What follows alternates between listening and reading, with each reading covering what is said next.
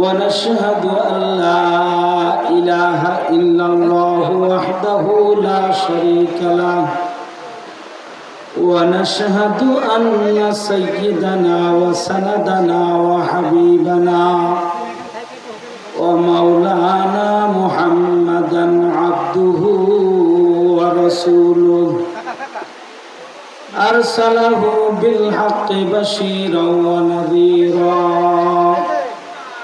وداعيا إلى الله بإذنه وسراجا وقمرا منيرا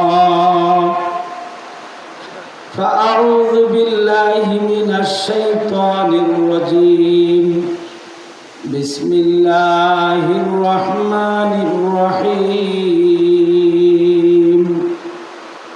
وقضى ربك ألا تعبدوا إلا إياه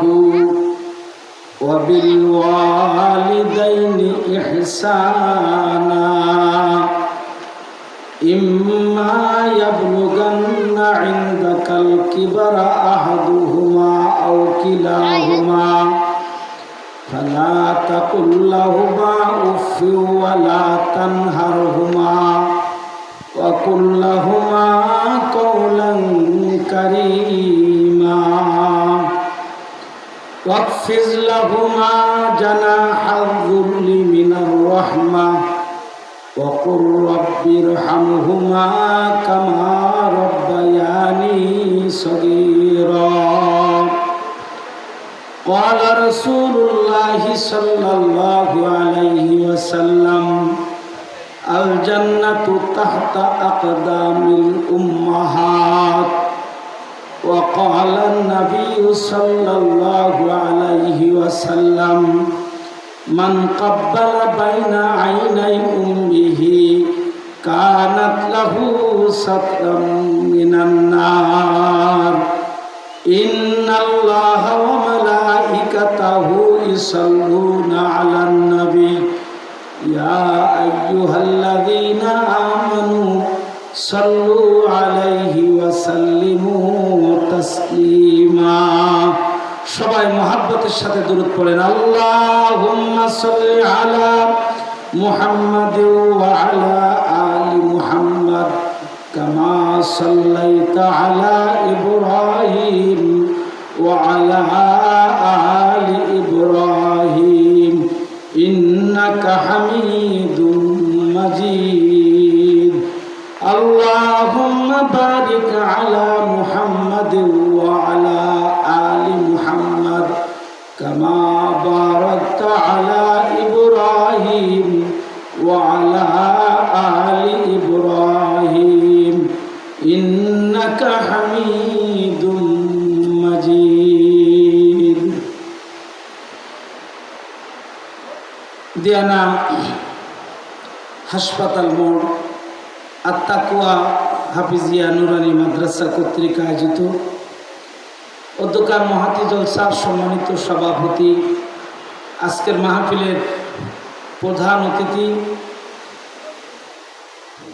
বিশিষ্ট ওয়াইজিন, বিশিষ্ট মুফাসসিরে কুরআন জনাব হযরত মাওলানা আব্দুল হালিম সাহেব মাদ্দাজিল্লুল আলী, বিশেষ করে এতক্ষণ পর্যন্ত যিনি আমাদের সামনে অত্যন্ত গুরুত্বপূর্ণ আলোচনা করেছেন, আমাদের সকলেরই মাথার তাজ, আমাদের খুলনার সবচেয়ে বড় যত প্রতিষ্ঠান আছে প্রতিষ্ঠানগুলির মধ্যে একটি ঐতিহ্যবাহী প্রতিষ্ঠান গোয়ালখালী মাদ্রাসার সম্মানিত শাইখুল হাদিস এবং বাজার মসজিদের সম্মানিত ইমাম ও খতিব জনাব হযরত মাওলানা মুফতি রশিদ আহমদ সাহেব মাদ্দাজিল্লুল আলী মাগরিব থেকে ঈশা পর্যন্ত আলোচনা করেছেন। আমাদের এই অত্যন্ত প্রিয় ভজন মানুষ হাফেজ হযরত মাওলানা নাজমুল হাসান সাহেব মাদ্দাজিল্লুল আলী, দেগার হযরত উলামায়ে কিরাম, সামনে উপস্থিত দিনদার পরহেজগার মুত্তাকি ভাইরা, সময় অত্যন্ত কম সময়ের মধ্যে এই আলোচনা শেষ করে নামার দরকার, যেহেতু 10:30 বেজে গেছে। এরপরে তো প্রধান অতিথি আছে, তার তো আলোচনা শুনতে হবে। অনেক দেরি হয়ে গেছে, আমারও শারীরিক অবস্থা বেশি ভালো না। সার্বিক বিবেচনা করে আমি সংক্ষিপ্ত কিছু আলোচনা করেই আপনাদের মাঝ থেকে বিদায় নেব ইনশাআল্লাহ। প্রিয় ভাইরা, সর্বপ্রথম আল্লাহ পাকের দরবারে শুকরিয়া আদায় করি যে অত্র মাদ্রাসার ছোট্ট ছোট্ট সোনা পাখিরা তারা আজকে ডিজিটাল বাংলাদেশের ডিজিটাল জানাজা নামাজ দেখাইছে। সুবহানাল্লাহ বলবেন না? বাংলাদেশ কি বাংলাদেশ গড়ে রেখে গেছে ডিজিটাল বাংলাদেশ, আর জানাজাও কি ডিজিটাল। তো ডিজিটাল বাংলাদেশে ডিজিটাল জানাজা, প্রশ্ন করতে পারেন হুজুর জানাজা আবার ডিজিটাল আছে নাকি? আছে। অরিজিনাল মাইয়তকে সামনে রেখে যেটা নামাজ পড়ে এটা হলো জানাজা। আর আজকে যে মাইয়তকে সাজায় আনছে এনে আপনাদেরকে প্র্যাকটিক্যাল একটা দেখালো কেমনে জানাজা নামাজ পড়াতে হয়, এটা হলো ডিজিটাল জানাজা। মাইয়তও ডিজিটাল, ইমামও ডিজিটাল, মুক্তাদিও ডিজিটাল। কি বলে কথা? ঠিকই ঠিক না? কিরে ভাইরা, এতে অনেক শিকার আছে। আমরা অনেকেই জানাজার নামাজ পড়তে পারি না, দোয়া জানি না। ছোট্ট ছোট্ট পাখিরা, সোনা পাখিরা তারা জানাজার নামাজ পড়ায় দেখাইছে। এত বড় হিম্মত আর সাহস দেখিয়ে এই বহু মানুষের সামনে স্টেজে দাঁড়ায় তারা যে জানাজার নামাজ পড়ায় দেখালো, এটা অনেক সাহসের পরিচয়। আপনি এসে মাইক নিয়ে বসেন, দেখবেন আপনি তাড়াতাড়ি পারবেন না বলতে, আলোচনা করতে। সবাই বক্তৃতা পারে না, সবাই মাহফিল করতে পারে না, সবাই রাজনৈতিক মঞ্চে ভাষণ দিতে পারে না। এটা একটা সাহসের পরিচয়। তো আমাদের সন্তানেরা জানাজার নামাজ দেখাইছে, আলহামদুলিল্লাহ, আল্লাহ শুকরিয়া। এই সন্তানগুলি আমাদেরই ছেলে, আমাদেরই সম্পদ। যারা বলেন কথা ঠিকই ঠিক না? এই সম্পদগুলি রক্ষণাবেক্ষণের দায়িত্ব, সঠিক পথে পরিচালনা করার দায়িত্ব, সুন্দরভাবে মানুষের রূপান্তরিত করা, মানুষ হিসেবে গড়ে তোলা দায়িত্ব হলো আপনার এবং আমার। বাবা এবং ঘরের মায়ের দায়িত্ব এবং প্রতিষ্ঠানের শিক্ষা প্রস্তাববৃন্দের দায়িত্ব হলো মানুষ হিসেবে গড়ে তোলা। প্রশ্ন আসতে পারে, হুজুর মানুষের কথা কেন বললেন? মানুষ হিসেবে তো জন্মগ্রহণ করেছে। প্রিয় ভাইরা, মানুষের সিরাতে, সুরাতে, লিবাসে, পোশাকে এটা মানুষ হিসেবে দেখায়। কিন্তু মানুষের যখন চরিত্র বদল হয়, কালচার বদল হয়, আখলাক পরিবর্তন হয়, তখন ও মানুষ মানুষ থাকে না। ও মানুষ উলাইকা কাল আনআম বাল হুম আদাল। ও মানুষ মানুষ থাকে না, চতুষ্পদ জন্তুর চাইতে আরো খারাপ হয়ে যায়।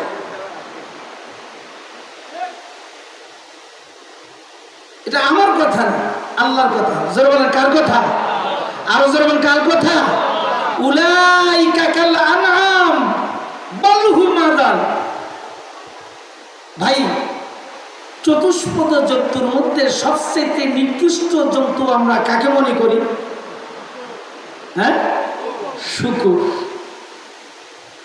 আল্লাহ বলে শুকুর না, আল্লাহ বলে কুকুর না, বলে কুকুর এবং শুকুরের চাইতে মানুষ খারাপ হয়ে যায়। ও মানুষ আর মানুষ থাকে না। যখন মানুষের চরিত্র আর স্বভাব যখন নষ্ট হয়ে যায়, তখন উলাইকা কাল আনআম হয়ে যায়, অর্থাৎ চতুষ্পদ জন্তুর চাইতে ও মানুষ খারাপ হয়ে যায়।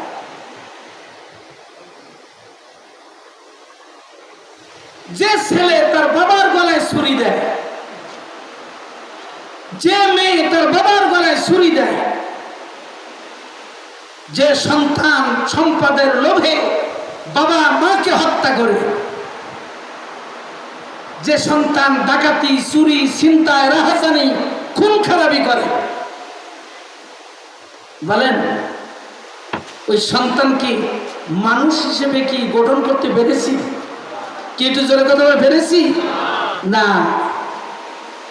মানুষ হিসেবে যদি গঠন করতে হয় তাহলে বাবা মায়ের সর্বপ্রথম দায়িত্ব হলো, 1 নম্বর দায়িত্ব, কোন সন্তান যখন পৃথিবীতে আগমন ঘটবে, কোন সন্তান পৃথিবীতে যখন আসবে, তো আসার সাথে সাথে ডান কানে আযান আর বাম কানে ইকামত দেওয়া। কি দিতে হবে ভাই বলেন? এটা মুখস্থ করে নেন, জোরে বলেন কি দিতে হবে? ডান কানে আযান আর বাম কানে। কয়জনে দিই? বউ তো পাঠায় হাসপাতাল আর ক্লিনিকে, কয়েকদিন আগেই পরীক্ষা শুরু হয়ে যায়, আসার সাথে সাথে পরীক্ষা শুরু। এখন হাইকোর্টে মনে হয় সম্ভবত, না কোন কোর্টে দেখলাম, আমি খুব বেশি দেখতে পারি নাই, আপনার ফাইসালা দিছে, আল্ট্রাসাউন্ড করে তার রিপোর্ট ছেলে নামে এটা প্রকাশ করতে পারবে না, কারণ এটা করে এখন সংসারের মধ্যে যত ঝগড়া ফাসাদ মারামারি কাটাকাটি আগের থেকে লাগাই দেয়। এই সমাজের মানুষের ব্রেন এত পচে গেছে, হয়তো কেউ চায় পুত্র সন্তান কন্যা সন্তান তার পছন্দ না, নাউজুবিল্লাহ বলেন, কন্যা সন্তান কি না পছন্দ না। যখন শোনে যে তার স্ত্রীর গর্ভে কন্যা সন্তান আসছে, এই শুরু হয়ে যায় সংসারের ভিতরে উৎপাত, মারামারি কাটাকাটি, হানাহানি, অত্যাচার, জুলুম নির্যাতন শুরু হয়ে যায়। অথচ কন্যা দেয় কে? জোরে বলেন কে দেয়? আল্লাহ রসুল বলেছেন, যার ঘরে 3টা কন্যা সন্তান, কয়টা বলেন? 3টা কন্যা সন্তান আসবে, আর এই 3টা কন্যা সন্তানকে মানুষের মতো মানুষ হিসেবে তৈরি করে উপযুক্ত পাত্রর হাতে যদি তুলে দিতে পারে, ওই কন্যা সন্তান পিতা মাতার জন্য জান্নাতের জমিনদার হয়ে যাবে। সুবহানাল্লাহ, জান্নাতের একটা ব্যবস্থা ওই সন্তান হয়ে যাবে। কিন্তু আমাদের ঘরে কন্যা আসলে আমরা এত বড় রহমত আর বরকত। আজকে আমি জুবাই আমার মসজিদে আলোচনা করতেছিলাম, সব বলি নাই, আল্লাহ রসুলের, আল্লাহর নবী পুত্র সন্তান ছিল ইব্রাহিম, কাসেম, তাহের, দুনিয়াতে একজনও ছিল না। পৃথিবীতে বেঁচে ছিলেন 4 কন্যা সন্তান। বলেন কয়েক কন্যা সন্তান? নবীজিকে পুত্র সন্তান লালন করতে আল্লাহ দেন না, সুযোগ দেন না। 4 কন্যা সন্তান মসজিদে নববীর পাশে জান্নাতুল বাকিতে ঘুমিয়ে আছে। সুবহানাল্লাহ বলবেন না? নবীজির 4 কন্যা সন্তান জান্নাতুল বাকিতে ঘুমিয়ে আছে। এক একজন কন্যা সন্তান এমন হয়েছে, ফাতিমাতুজ জাহরা রাদিয়াল্লাহু তাআলা আনহা, যার নাম উচ্চারণ করলে পৃথিবীর লক্ষ লক্ষ কোটি কোটি মানুষ মুহূর্তের মধ্যেই রাদিয়াল্লাহু আনহু বলে, আনহা বলে। আল্লাহর কাছে সে কন্যার জন্য দোয়া করে। ফাতেমাকে কত বড় নিকার হয়েছে। প্রিয় ভাইরা, তো যে কথা বলতেছিলাম, 1 নম্বর দায়িত্ব হলো বাবা মার। সন্তান দুনিয়াতে আসার সাথে সাথে ডান কানে আযান বাম কানে ইকামত দিবে। 2 নম্বর কাজ, সন্তানের একটা ভালো নাম রাখবেন। কি নাম রাখবেন বলেন? আর একটু জোরে কথা বলে, কি নাম রাখবেন? ভালো নাম রাখবেন। ভালো নাম বলে মানে এই না নাম তার জোনাকি, অন্ধকারে গেলে খুঁজে পাওয়া যায় না। নাম রাখছে তুফান, নাম রাখছে কি বলেন? তুফান, ঝড় তুফান নাম রাখছে। 3 অক্ষরের নাম, 2 অক্ষরের নাম, ডিজিটাল নাম হতো না। তুমি নাম তালাশ করো, ইসলামিক নাম। কিয়ামতের মাঠে ওই সন্তানের নাম ধরে তার পিতা মাতাকে ডাকা হবে। সুবহানাল্লাহ বলে। এই জন্য রাসূল বলেছেন যে সবচাইতে রাসূলের কাছে পছন্দনীয় নাম হচ্ছে আব্দুল্লাহ আর আব্দুর রহমান। সর্বপ্রথম পছন্দনীয় নাম কি বলেন? আব্দুল্লাহ, আব্দুর রহমান। সুন্দর নাম রাখবেন, ভালো নাম রাখবেন। নামের কারণে বত্তাসির প্রতিক্রিয়া সন্তানদের প্রতি তৈরি হয়। আশরাফ আলী থানভী রহমাতুল্লাহি আলাইহি তিনি একটা ঘটনা লেখছেন। এক ইহুদি রাগ করে দুটো গাধা ছিল, একটা গাধার নাম রাখছে আবু বকর আর একটা গাধার নাম রাখছে উমর। একটা গাধার নাম রাখছে কি বলেন? আবু বকর। আর একটা গাধার নাম রাখছে কি? উমর। আবু বকর কি গরম মানুষ না নরম মানুষ? নরম মানুষ। আল্লাহ রসুলের প্রিয় সাথী, হিজরতের সাথী, অত্যন্ত নরম প্রকৃতির মানুষ, খুব দিল নরম ছিল তার। কিন্তু উমর রাদিয়াল্লাহু তাআলা ছিল গরম মানুষ, রাগী মানুষ। এখন রাগ করে যে দুই গাধার নাম রাখছে, এক গাধারে যারে নাম রাখছে উমর, ও পাশে যাওয়ার সাথে সাথে গাধায় এমন জোরে ওরে আঘাত করছে, পা দিয়ে বাড়ি মারছে, চাটি মারছে, জাগায় শেষ। তো থানভী রহমাতুল্লাহি আলাইহি বলছেন যে ওই যে গাধার নাম কি রাখছে? উমর। উমর ছিল জালালিয়াত মিজাজের, গরম মেজাজের। সেই গুণ আর সেই সিফাত গাধার প্রতি পড়ছে। তো তুমি তোমার সন্তানের নাম রাখো ভালো, আলেম উলামাদের কাছ থেকে গিয়ে সুন্দর নাম চয়েস করে ইসলামিক নাম রাখো। এটা হলো তোমার দ্বিতীয় দায়িত্ব। 3 নম্বর দায়িত্ব হলো যখন সন্তান কথা বলা শেখে, সন্তান যখন কি বলা শেখে?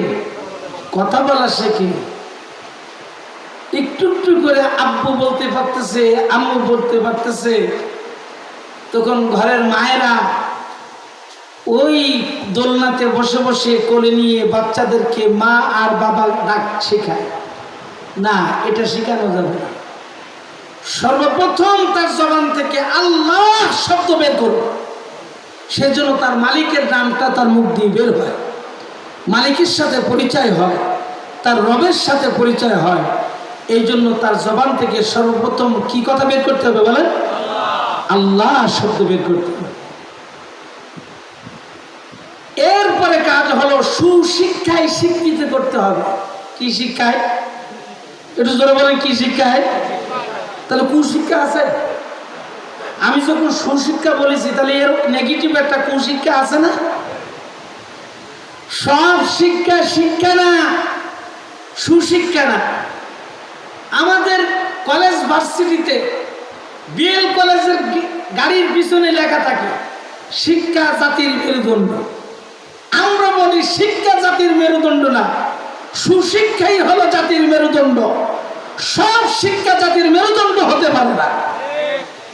তাহলে তাসলিমা নাসরিনের মতো নাস্তিক যিনি বিশ্বাবৃত্তি করে, বিশ্বাবৃত্তির উপরে বই লেখে, এত বড় পণ্ডিত, তাহলে তার শিক্ষাকে কি শিক্ষা বলবেন? কি জোরবার শিক্ষা বলবেন? নাস্তিক যারা আছে, আল্লাহকে যারা মানে না, তার শিক্ষা, তার ডক্টরেট, তার অবদায়ী জ্ঞানে সে তর্ক করতে পারে, সে টিভি টকশোতে এসে কি করতে পারে? টকশো করতে পারে, লাইভে এসে কথা বলতে পারে। তার জ্ঞান, তার শিক্ষাকে কি শিক্ষা বলবেন?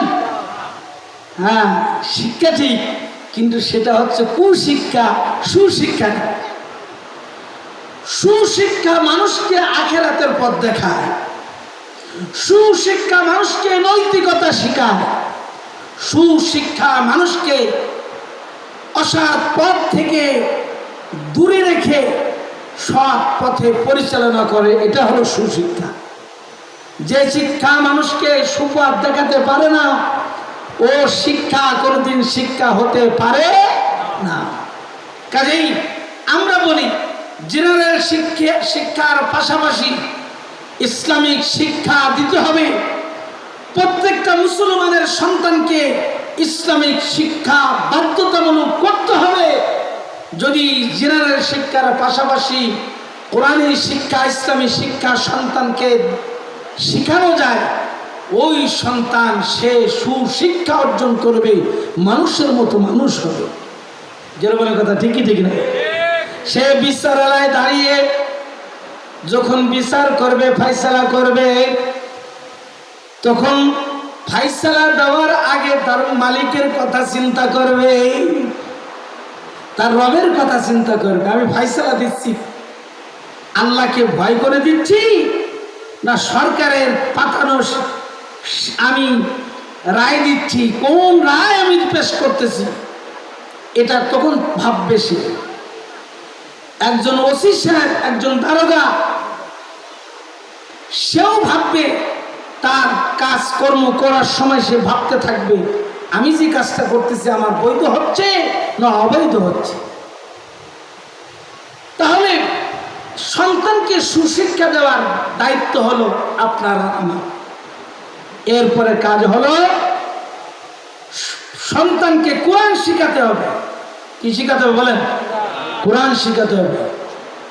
এরপরে সন্তান উপযুক্ত হলে, উপযুক্ত পাত্রী, ছেলে হলে মেয়ে, মেয়ে হলে ছেলে, উপযুক্ত বিবাহের ব্যবস্থা করে দিতে হবে। আপনার কাজ শেষ।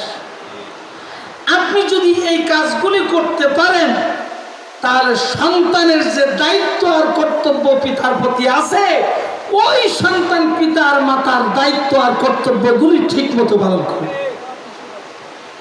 আপনি যদি আপনার দায়িত্ব আর কর্তব্য পালন না করেন, খালি অভিযোগ, মানে আমার আসার আগে বলছে হুজুর একটু বাপ মায়ের জন্য ওয়াজ করে, ভাই বাপ মায়ের জন্য তো ওয়াজ করব, তো বাপ মায়েরও যে কিছু কর্তব্য আছে সে কিছু বলার দরকার আছে না? তাই এগুলো বললাম যে আপনি এই কাজগুলি করবেন। তাহলে আপনার সন্তান আপনার দায়িত্ব আর কর্তব্য পালন করবে। এখন সন্তানের দায়িত্ব আর কর্তব্য কি? আল্লাহ পাক কোরআনে কারীমের মধ্যে বলতেছেন, ওয়াকাযা রাব্বুকা আল্লা তা'বুদু ইল্লা ইয়্যাহু ওয়া বিল ওয়ালিদাইনি ইহসানা। আল্লাহ বলেন, আল্লাহর ফায়সালা, কাযা রাব্বুকা, তোমার রবের ফায়সালা, নির্দেশ, আল্লাহ তা'বুদু ইল্লা ইয়্যাহু, একমাত্র আল্লাহ ছাড়া ইবাদত আর কারোর করা যাবে না। ওয়া বিল ওয়ালিদাইনি ইহসানা। আর 2 নম্বর হলো, তুমি আল্লাহ পাক নির্দেশ করতেছেন, হ্যাঁ সন্তানেরা, হ্যাঁ যুবকেরা, ঘরের নারীরা শোনো, আল্লাহর নির্দেশ, আল্লাহর ফায়সালা, সেটি কি? যে তোমার পিতা মাতার সাথে সুন্দর আচরণ করো, ভালো আচরণ করো। এই ভালো আচরণ করার নির্দেশ কার? এটা জোরে কথা বলে কার? আল্লাহ। যখন কোন সন্তান, যখন কোন ছেলে বা কোন মেয়ে বাবা আর মায়ের প্রতি সুন্দর আচরণ করে, ভালো আচরণ করে, তার সুফল দুনিয়া এবং আখিরাতে দুটো জায়গায় সে ভোগ করতে থাকবে। সুবহানাল্লাহ। একটা ঘটনা আপনাদেরকে শুনে। আরবের মরুভূমিতে বালুময় জায়গা, ঝড়, এক সময় তাদের পেশা ছিল, এখন তো আরব খুব উন্নত কান্ট্রি, এক সময় তাদের পেশা ছিল উট, দুম্বা, ছাগল, এগুলি চড়াই তারা চলতো, তাদের বিক্রি করে চলতো, এগুলি দুধ দহন করে তারা খেয়ে চলতো। 3 বন্ধু তারা এই মরুভূমির মধ্যে চলতেছে, পথ চলতেছে, হঠাৎ করে একটা ঝড় শুরু হয়ে গেছে, প্রবল ঝড়। ঝড়ের মধ্যে ওই 3 যুবক যে আশ্রয় নিছে, আরবের বালুর ঝড় আছে, এটা দেখিনি তো, বালুর ঝড় যখন শুরু হয়ে যায়, মানুষ হাঁটা চলা, গাড়ি সব বন্ধ হয়ে যায়, চলতে পারে না, এত মারাত্মক বালুর ঝড়। এই বালুর ঝড়ের মধ্যে ওই 3 যুবক গুহার ভিতরে আশ্রয় নিছে। আশ্রয় নেওয়ার সাথে সাথে বাতাসে, প্রবল বাতাসে বড় একটা পাথর গিয়ে সেই গুহার মধ্যে সে মুখের কাছে আটকাই দিচ্ছে। 3 যুবক সেই গুহার মধ্যে বসে এখন চেষ্টা করে পাথর সরানোর জন্য, কিন্তু পাথর সরাতে পারে না, নাড়াতে পারে না। ওই 3 যুবক এখন চিন্তা করে আর পরামর্শ করে কি করে পাথর এই মুখ থেকে সরানো যায়। একজন পরামর্শ দিচ্ছে, শোনো, আমরা 3 যুবক 3 ভাই এই গুহার ভিতরে আটকানো আছি। পাথর যদি সরাতে হয় তাহলে আমাদের জীবনের প্রত্যেকের একটা ভালো কাজ আছে।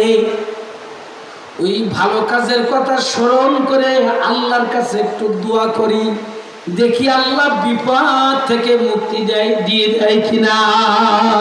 সুবহানাল্লাহ। একজন দোয়া করবে আর বাকি 2 জন আমিন আমিন বলবে। এর দোয়া শেষ হবে, আরেকজন দোয়া শুরু করবে। প্রত্যেকের নিজেদের ভালো কর্মটা কার সামনে পেশ করতে হবে? আল্লাহর কাছে পেশ করতে হবে। আমরা জানি এই গুহার থেকে যদি বের না হতে পারি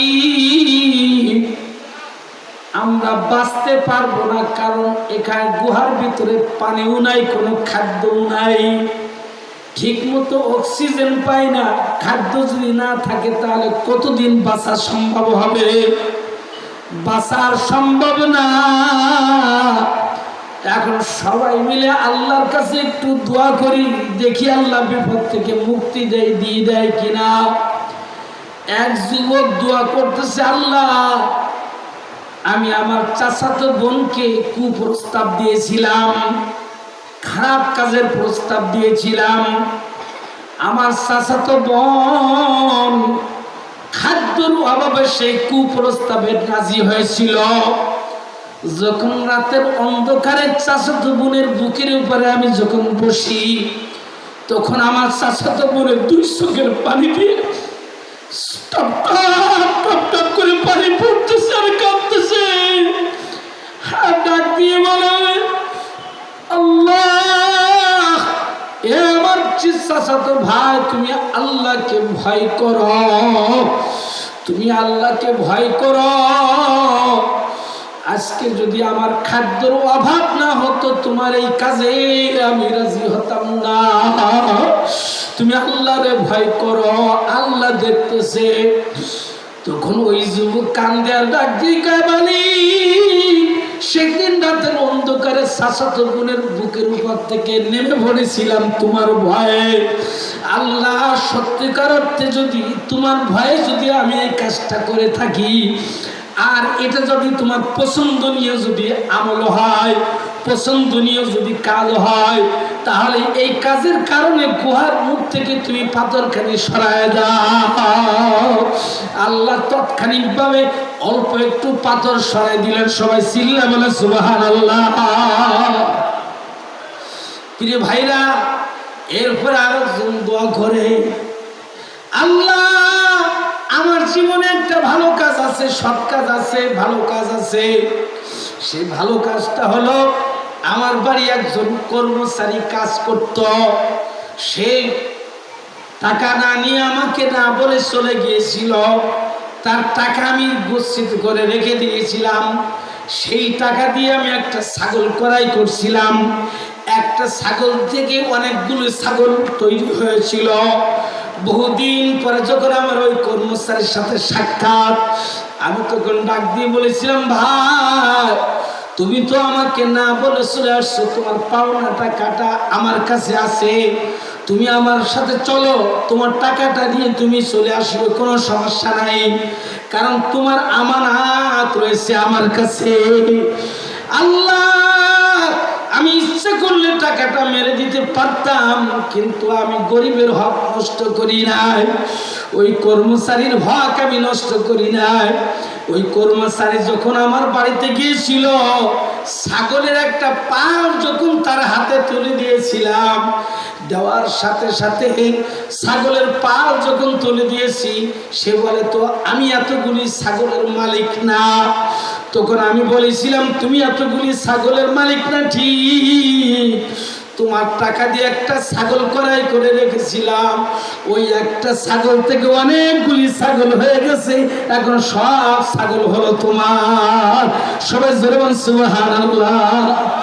আল্লাহু আকবার। আল্লাহ এই কাজটা যদি ভালো উদ্দেশ্য করে থাকি, এটা যদি পছন্দনীয় কাজ হয়, তোমার প্রিয় কাজ হয়, আল্লাহ তুমি বিপদ থেকে একটু মুক্তি দিয়ে দাও। আল্লাহ পাথরখানা আরেকটু সরাই দিলেন। সবাই জোরে বলুন সুবহানাল্লাহ। এখনো যে পরিমাণ পাথর সরে গেছে, এখনো পর্যন্ত বাইর হওয়া সম্ভব না। এখন তৃতীয় নম্বর ব্যক্তি আল্লাহর কাছে এখন হাত তুলে দোয়া করে, আল্লাহ আমার জীবনের একটা নেক কাজ আছে, এটা আমি মনে করি। ও মালিক, প্রতিদিন ছাগল চড়াইয়া দুধ দহন করে বাবা মারে খাওয়াইয়া সন্তানাদিকে খাওয়াইতাম। একদিন এমন অবস্থা হয়েছে, আমি যখন ছাগল চড়াইয়া বাড়ি আসতে আমার দেরি হয়ে গেছে। এসে দেখি আমার সন্তানেরা ক্ষুধার তাড়নায় চিল্লাচিল্লি করতেছে, মা বাবা ঘুমায় গেছে। আরে আমার অভ্যাস ছিল মা বাবার গালে দুধ না দিয়া, দুধ না খাওয়াইয়া সন্তানাদের গালে আমি দিতাম না। আমি আমার সন্তানেরা দেখি ক্ষুধার তাড়নায় ছটফট করতেছে। আল্লাহ, বাচ্চাগুলি পায়ের পাশে পড়িয়া কান্দে। সেদিনও আমার বাচ্চাদের গালে আমি দুধ তুলে দেই নাই, যতক্ষণ না মা বাবাকে খাওয়ানো যায়। আগে মা বাবাকে খাওয়াইছি, তারপরে সন্তানকে খাওয়াইছি। আল্লাহ, এই কাজটি যদি তোমার প্রিয় আমল হয়, পাথরখানি সরাইয়া দাও। আল্লাহ সাথে সাথে পাথরখানি গোয়ার সামনে থেকে একেবারে সরাই দিলে।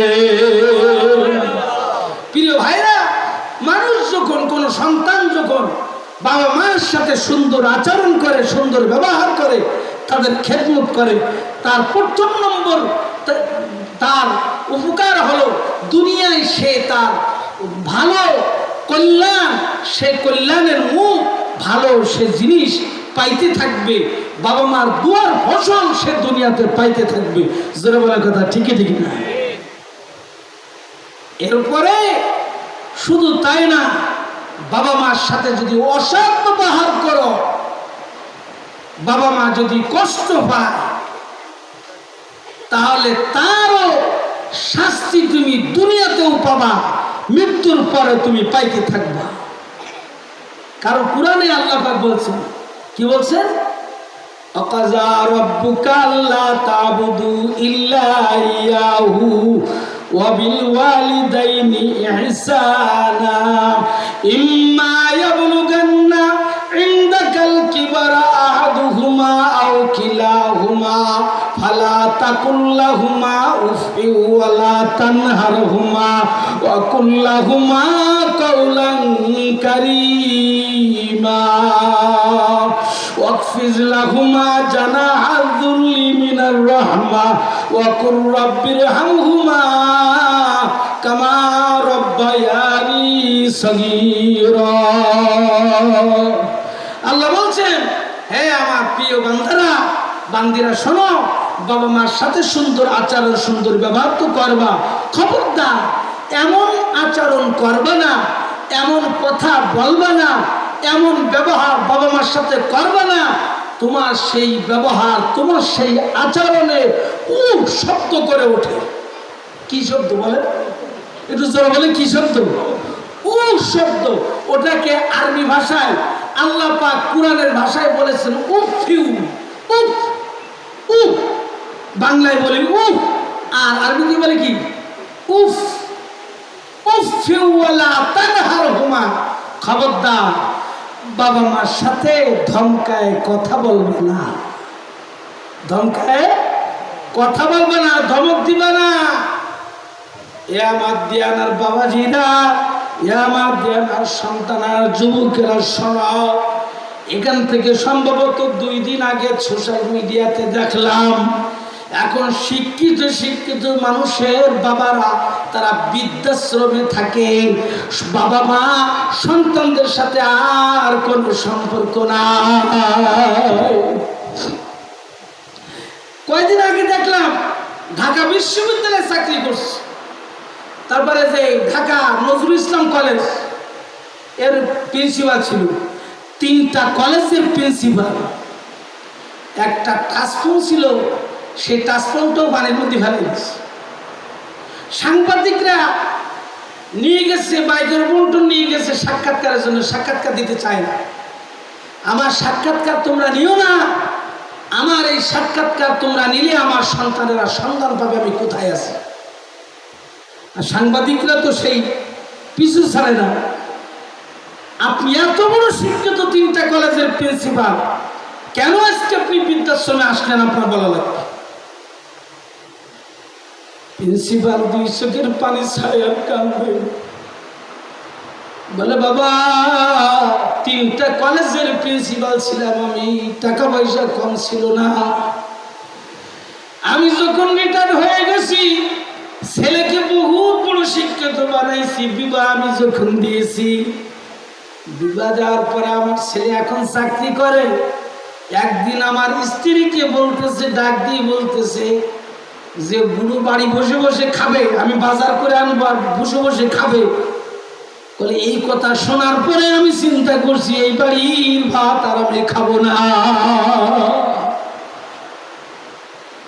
ও যুবকেরা, কত বড় দুঃখের কথা। তোমারে কি করে কষ্ট করে মানুষ করেছে তুমি কি একদিনও চিন্তা করছো? তুমি যে বলো ওই বুড়ো বসে বসে ভাত খাবে, বসে বসে ভাত খাবে, তোমারে বসায় খাওয়াইনি? কি কথা বলে নাকি? আমারে বসায় খাওয়াইনি আমার বাবা? কত কাল বসে খাওয়াইছে, বিয়ে দেওয়ার আগ পর্যন্ত, আলাদা করে দেওয়ার আগ পর্যন্ত বসে পড়ে খাওয়াইছে। তুমি একটা দিন চিন্তা করলে না যে বাবার ঘাড়ে উঠে তুমি পেশাব করে দিয়েছো, পায়খানা করে দিয়েছো, মায়ের কোলে উঠে পেশাব করছো, পায়খানা করছো, ওই মা যার কলিজায় 2টা লাথি মেরে তুমি পৃথিবীতে আসছিলে, মা বেহুশ হয়ে জমিনে পড়েছিল, মায়ের হুঁশ ছিল না। আল্লাহ, মা যখন হুঁশ ফিরছে ডাক দিছে, চাচি ও ভাবি, আমার সোনার মানিক, সোনার মানিককে একটু বুকে দাও। যে সোনার মানিককে বুকে দিয়েছে, মা লাথিও মারে নাই, ঝাঁটাও মারে নাই, আগুনও ফেলায় নাই, মা 2 পাশে 2টা চুমা দিয়া সব ব্যথা নিবারণ করছে। জোরে বলেন কথা ঠিক ঠিক না? ভাইরা, কত রাত যে মা ঘুমাতে পারে নাই, শরীর থেকে মায়ের কত যে রক্ত ঝরছে তুমি ঝরাইছো, কত মনকে মন দুধ খেয়েছো। ওই মা যদি কিয়ামতের ময়দানে আল্লাহর আদালতে দাঁড়ায় যদি ডাক দেয়, মালিক আমার সন্তানকে বলেন, আমার সন্তান আজকে আমার দুধের দামটা দিয়ে সে জান্নাতে যাক। এ বাবা, কিয়ামতের ময়দানে তুমি আমি সন্তান হইয়া মায়ের 1 ফোঁটা দুধের দাম দিয়া কেউ জান্নাতে যাইতে পারবো না। জোরে বলেন কথা ঠিক কি ঠিক না? এই জন্য আমি আপনাদের হাতে ধরে পায়ে ধরে আমি ইলিয়াস আপনাদেরকে ডাক দিয়ে বলি, বাবা, বাবা মার সাথে অসৎ আচরণ করিও না, অন্যায় আচরণ করিও না। আল্লাহ পাক মাঝে মাঝে দুনিয়ায় মানুষদেরকে দেখায়, এই যে আমাদের কিছু বছর আগে একটা যে ঝড় হয়ে গেল, এটাকে বলা হয় কি সম্ভবত আইলা, এই যে বাঘের একটা হয়ে গেল, কি ঝড়, আইলা না? আইলা। এই আইলার সময় একটা পত্রিকা একটা সংবাদ আসছিল। সংবাদ কি? সংবাদটা হলো তার পরিচয় একটা সন্তান, এক মহিলা, সে মহিলা তার বাচ্চা সহ এই বুকে জড়ানো অবস্থায় লাশ হয়ে ভেসে উঠছে পানিতে, পানির মধ্যে ভেসে উঠছে। ভাই চিন্তা করেন, কোনোদিন মা ইচ্ছা করলে সন্তানকে সমুদ্রের মধ্যে ফেলে সাঁতার কেটে কিনারা ধরতে পারতেন না? কিন্তু কথা বলেন পারতেন না? পারতেন। কিন্তু মা সন্তানকে সমুদ্রের মধ্যে ফেলে নিজের জীবন বাঁচাতে চায় নাই। ওই মা চেয়েছে আমার সন্তানও বাঁচুক, আমিও বাঁচি, না হয় আমার সন্তানও মরবে, আমি মাও ওই সন্তানের সাথে বিদায় হয়ে যাব। আমার সন্তান যদি না থাকে আমার দুনিয়াতে থেকে লাভ কি? এটি তো প্রমাণ করে। যার জন্য সকালবেলায় বা 2 দিন না 3 দিন পরে যে পত্রিকা আসছে, বুকে জড়ানো অবস্থায় ভেসে উঠছে, বুকের উপরে সন্তান ভাষা। মা দুনিয়ার বাসিরে দেখালো, দুনিয়ার সন্তানের আসাইয়া দেয়। আমি ইচ্ছা করলে আমার সন্তানকে সমুদ্রের মধ্যে ফেলে দিতে পারতাম, আমি ইচ্ছা করলে আমার সন্তানকে সমুদ্রের মধ্যে ঢেলে দিতে পারতাম, আমি দিয়ে আমার জীবনকে বাঁচাইতে পারতাম, কিন্তু আমি তা করি না। আমার সন্তান যদি মরে আমিও মরবো, আমার সন্তানকে সমুদ্রের মধ্যে ফেলে আমি মা কোথায় যাব? এই জন্য দেয়ানা যুবকেরা, পর্দার ভিতরে মায়েরা, আমি তোমাদের হাতে ধরে পায়ে ধরে আমি ইলিয়াস বলে গেলাম, খবরদার, আল্লাহু আকবার, বাবা মার সাথে সুন্দর আচরণ করবা, ভালো আচরণ করবা, অসৎ আচরণ করবা না। অসৎ আচরণ যদি করো দুনিয়াও তুমি কষ্ট ভোগ করবা, আখিরাতেও কষ্ট ভোগ করবা। দুনিয়াতেও তুমি অশান্তিতে থাকবা, মরার পরেও অশান্তিতে থাকবা। আল্লাহ তোমার কোনোদিন সুখের ঠিকানা দেখাবে না। জোরে কথা ঠিকই ঠিক না? এই জন্য আপনারা সবাই যাদের বাবা মা আছে খেদমত করবেন তো ইনশাল্লাহ, ভালো ব্যবহার করবেন তো ইনশাল্লাহ। হুজুর বাবা মা না থাকলে নেই, এখন কি করব? এখন পা ধরলেও, পা ধরতে চাইলেও পা ধরতে পারবেন না। বাবার পা, মায়ের পা জড়ায় ধরতে চাবেন, মা বাড়ি গিয়ে মার পাও পাবেন না, বাবার পাও পাবেন না, মায়ের চেহারাও পাবেন না, বাবার চেহারাও পাবেন না। তবে বাবা মাকে যেখানে রাখছেন, যে কবরস্থানে শুয়াইছেন, ওই কবরস্থানে সপ্তাহে জুমার দিন জুমার নামাজ পড়ে বাবার কবরের পাশে দাঁড়াবা, মায়ের কবরের পাশে দাঁড়াবা, দাঁড়ায় আব্বার আম্মার জন্য আল্লাহর কাছে কাঁদতে থাকবা, তাহলে তোমার এটা হলো হক আদায় হবে। এই কথা ঠিক আছে তো ইনশাল্লাহ? প্রিয় ভাইরা, যা হোক, অতিথি আসবেন।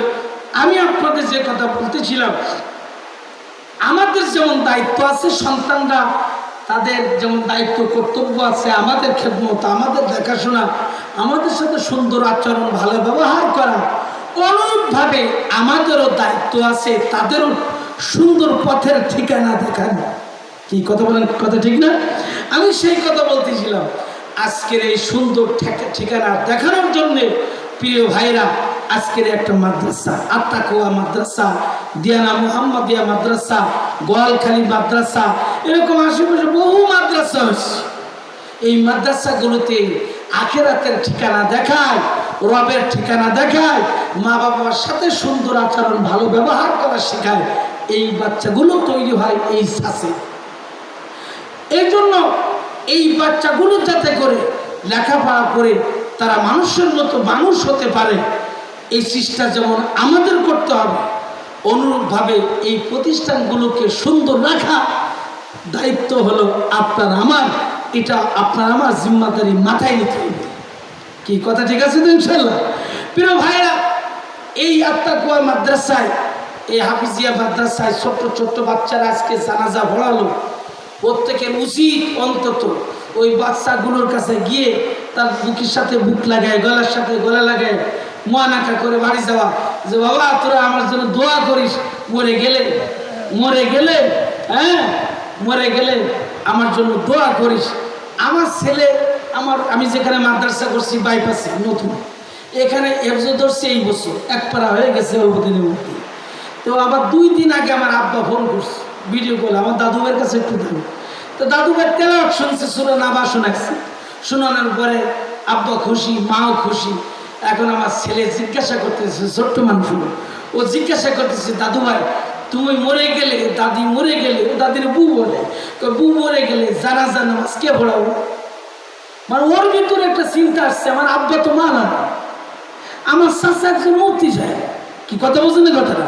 তাহলে মরে গেলে তো তারাই হলো আমার আব্বা নাম কাম আছে, সবাই এলাকায় গেলেও দেখি তারে সব ওয়াজ নসিহত নামাজ কালাম দেয়। ওর ভিতরে কি যেন একটা কাজ করছে, ও চিন্তা করছে কি জানি আমার আব্বা আমার দাদার জানাজা আমার আব্বা পড়ায় কিনা। তো জিজ্ঞাসা করতেছে তোমার জানাজা কে পড়াবে তুমি বলো। আমার আব্বা বলতেছে দাদু ভাই তুমি মনে করছো যে আমার ছেলেরা পড়াবে? না, তুমি মানুষের মতো মানুষ বড় হও, তুমি হাফেজ হওয়ার মধ্যে যদি আমি মারা যাই তো তুমি আমার জানাজা পড়াও, তুমি আমার জানাজা পড়াও। ও দ্বিতীয়বার প্রশ্ন করছে আমার বুঝ জানাজা তাহলে কিনা পড়াবো। এখন আমার আব্বা বলতেছে তোমার বুর কথা তো আমি বলতে পারবো না, আমারটার কথা আমি বলতে পারি। তোমার বউ আছে, তোমার বুর কাছে শোনো। তা আমার মা বলতেছে দাদু ভাই তোমার আব্বার জানাজা যে হয়, তোমার দাদার জানাজা যে পড়াবে আমার জানাজা সেই পড়াবে। কি খুশি প্রিয় ভাইরা। ডাক্তার, ইঞ্জিনিয়ার, বড় বড় বাংলাদেশের শিক্ষিত সমাজের মানুষেরা, কর্নেল মেজর, তারা এসে নামাজ জানাজা নামাজ ইমাম সাহেব আপনি পড়ান, ও বম্বল দাসের মতো দাঁড়ায় থাকে। কি কথা বলেন না কেন? ইমাম সাহেব বেতন 15,000, 10,000, 8,000, আর একজন মেজরের বেতন হচ্ছে 70,000, 80,000। ও এসে এই 8,000 আলা ইমামের পিছনে দাঁড়ায় আল্লাহু আকবার, হুজুর আপনি যাবেন তাই। কি কথা বলেন না কেন? ও হরে উঠতে পারবে না। এই জন্য প্রিয় ভাইরা এই মাদ্রাসাকে সশাল রাখার এই চিন্তা চেতনা ভাবনা আমাদের আছে কিনা বলেন? আছে। তো এই মাদ্রাসার কিছু আসবাব দরকার, ওদের এই কোরআন শরীফ রাখার জন্য, তাকের জন্য, তারপরে কি বলে বিছানা, তেফায়া, এই এরকম এই যে কার্পেট, এগুলোর জন্য আমার মুতাশা বলছে হুজুর 50,000-এর মতো টাকা লাগবে। বেশি কোনো টাকা চান না। এই আমাদের এই সন্তান এই জুম্মান জুম্মান আমার কাছে ফয়জুল কালাম পড়ছে, দিয়ানা সর্বপ্রথম যখন আসে এই হাদিসের কিতাব ফয়জুল কালাম ও আমার কাছে পড়ছে, ওর ভাই মেজুজন সেও আমার কাছে পড়ছে। তো আমাদের হাতের সন্তানের আজকে মাদ্রাসা করছে, আর আমাদের ভালো লাগে না? হ্যাঁ, আমার জামাই, তার ছোট ভাই আছে আমার জামাই, সে আমার ছাত্র না, তা সম্মান করে, ওই ছাত্রের মতো নেই। যাই হোক, তো এই মাদ্রাসাগুলিতে আমাদের সন্তানেরা মাদ্রাসার কারখানা তৈরি করছে, এলেমের কারখানা, কোরআনের বাগান। এটা আমাদের দেখলে মন খুশি লাগে, ভালো লাগে। আমি দোয়া করি, আমি আপনাদের জন্য দোয়া করব। আমি 19 তারিখ আল্লাহর ঘর বাইতুল্লাহর উদ্দেশ্যে রওনা হচ্ছি। আপনারা সবাই সন্তুষ্টি